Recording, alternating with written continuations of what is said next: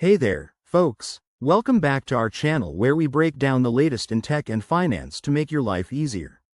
Today, we're tackling something super handy.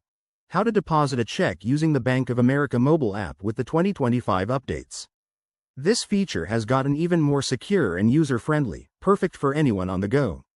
Whether you're a student, a professional, or just someone who hates lines at the bank, this step-by-step guide will have you depositing checks in no time. First off, ensure you have the Bank of America app installed on your smartphone. Head to your App Store, search for it, and download the latest version to get all the 2025 enhancements, like improved photo recognition and faster processing. Step 1. Open the app and log in securely.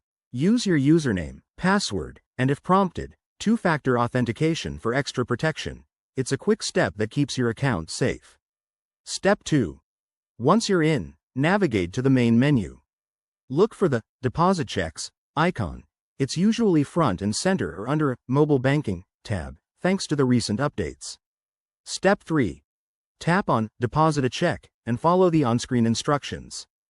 Don't forget to endorse your check first by signing the back and adding, for mobile deposit only, to prevent any issues. Step 4.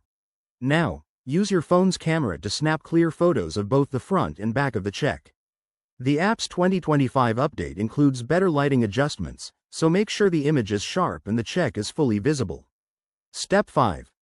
Review the details on the next screen, like the amount, your account number, and the deposit type. Double-check everything to avoid errors. Step 6. Hit the Submit button, and you'll get a confirmation receipt right away. The app will notify you when the funds are available, usually within one business day. And there you have it. That's how you deposit a check effortlessly with the Bank of America app in 2025. Remember, always shred the check after it clears to protect against fraud. If this tutorial helped you, smash that like button, subscribe for more tips, and drop a comment below if you have questions. Thanks for watching, and see you next time.